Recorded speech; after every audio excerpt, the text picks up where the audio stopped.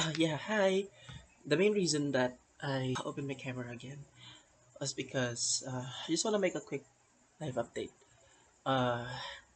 Finally back home and I started taking meds. I was writing about it in my journals.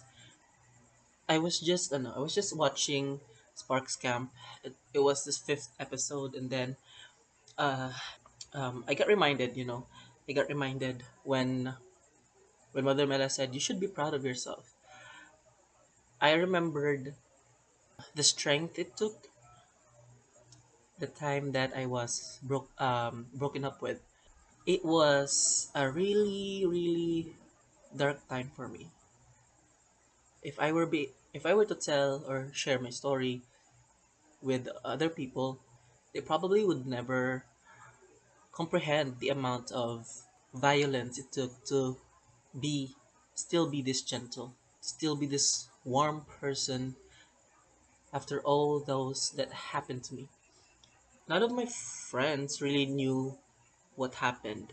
All they knew was that I survived, and mostly it was my family who I was very transparent with. It was my parents who really took the time to focus on me, or it was my parents who I came to and who I opened up with. I just can't imagine how I was able to survive that. It was a really bad breakup, and the succeeding traumas that happened after that was really hard to handle if I wasn't me. If I wasn't me, I don't know if I would be able to have handled that kind of experience ever. I'm not sure if I shared it with you, the story of what happened. Basically, I got cheated on. It was really bad because that time I was doing thesis and I was also on the brink of graduating. I had to juggle a lot, and I had to handle a lot of things that was a first to me. But yeah, looking back, it was full of hurt and pain. I was really struggling back then, mentally, emotionally, and I sometimes overlook my progress. I overlook the strength that it took me. It's really hard to realize how strong I was. And I don't really give credit to myself often. I really don't thank myself enough for being able to handle that kind of stressful situation. But I never really took the time to say that I am proud of myself for overcoming that. I just want to say how proud I am. Like, if I wasn't me, I don't know if I would be able to handle that. I'm such an amazing person. Like, I handled that. Nakaya ko. I graduated, I passed our thesis. I had my first job, my second job even. We are familiar with EQ, which is the emotional quotient, but AQ stands for adversary quotient, and it is the factor in us, in our personality, in where we are able to handle a lot of stressful situations, a lot of adversaries. Pero, like sometimes, well, I'm just human. Sometimes I also say na, I don't deserve any of those. Like when there are times of weakness, when there are times when I would evaluate myself and I do a lot of internalization of my experiences, I don't deserve all those that have happened to me, all the bad things that have happened. And even until now, I still say that, I still think about it sometimes. I mean, no one deserves to be cheated on. No one deserves to have all those bad experiences in their lives. Once I evaluate my experiences, or once I self-reflect or internalize, I always say, or I always tell myself that I am a good person and I don't deserve all the bad things that have happened to me in the past. But this is life, eh? I mean, in life, while you're living, you will experience bad things.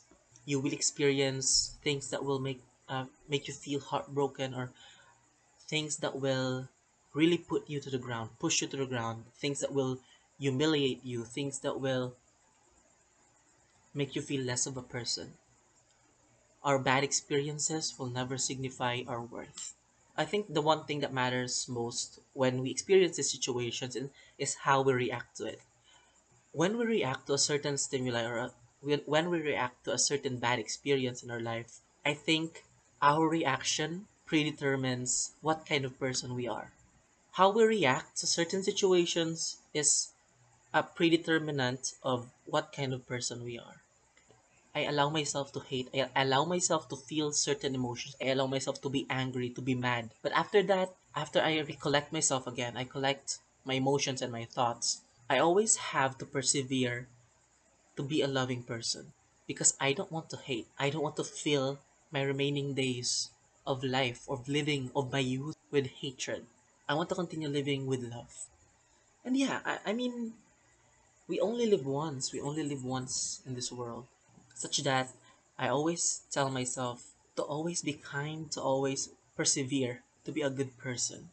I have to face it. I'm not yet I'm not yet better. I mean, I still have a lot to unlearn. I still have a lot to learn about the world. I still have a lot to learn about myself and I still have a lot to love about myself. So why would I occupy myself or why would I fill my heart with hate when there's so much room to love, there's so much room to improve, there's so much room to be happy?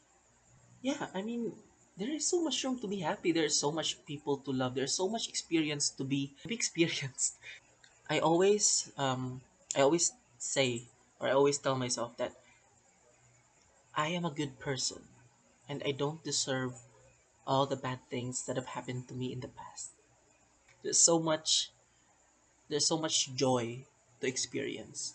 And one way to do that is to let it go, to continue living your life and to continue healing, to continue improving, to continue to be better for yourself. If I am mad, I will be mad. And if you make me mad, I will tell it to you.